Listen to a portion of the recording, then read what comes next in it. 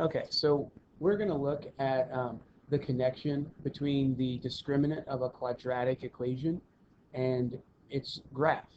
Um, there are three types of scenarios that you could run into when you're dealing with a quadratic equation when it comes to the discriminant. Either the discriminant is positive, it equals 0, or it's less than 0. That's the only possibilities that we can have. So let's look at each of these three and show what it's going to look like in the different cases. If your discriminant, which is b squared minus 4ac, so it does involve all three numbers, if that number is positive, what that is going to do is it is going to create two distinct solutions, and therefore it's going to have two different x-intercepts. So it would look something like this. This would be if your a value is greater than 0.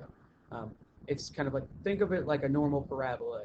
Y equals x squared, or y equals, excuse me, x squared minus 1 would be a better choice for this particular one. It's going to kind of curve upwards, and it's going to intersect at two separate places. If we switched and said, well, what if a is less than 0? Well, that would just flip it upside down. That would create, again, still the same, two x-intercepts, but your curve is now going down. That's the main part that you want to look at for that particular problem. So you're going to have two different intercepts. It just depends on which direction the curve is facing if we're looking at A. If you have, let's say, your discriminant is equal to 0, we've learned that you still have two solutions, but they're the same. And what that looks like on a graph is it just touches the x-axis at one point only, because it has the same solution for both of its options. So something like y equals x squared, where you kind of come down, graze the point, so it touches the point on the x-axis, and then goes back up. This is if a were to be positive. If a were negative, excuse me, if a was less than 0, then what we would have is it being flipped over. We would have a parabola that faces down. So this is the same thing throughout. If a is positive, it will curve upwards, and if a is negative, it will curve down. Now, the last option is what if our discriminant is less than 0?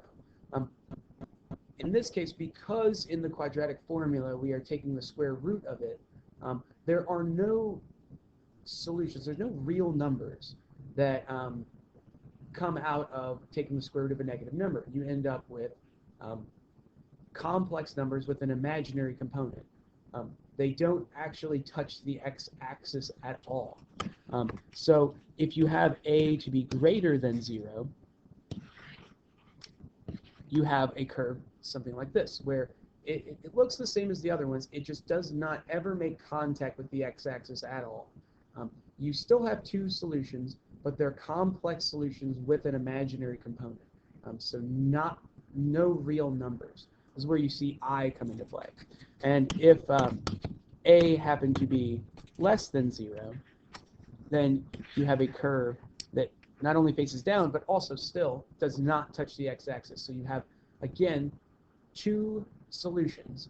This time, they're both complex, which all of them are complex answers, but this is the only scenario where you have the imaginary component along with your two solutions. So you have I as part of a solution.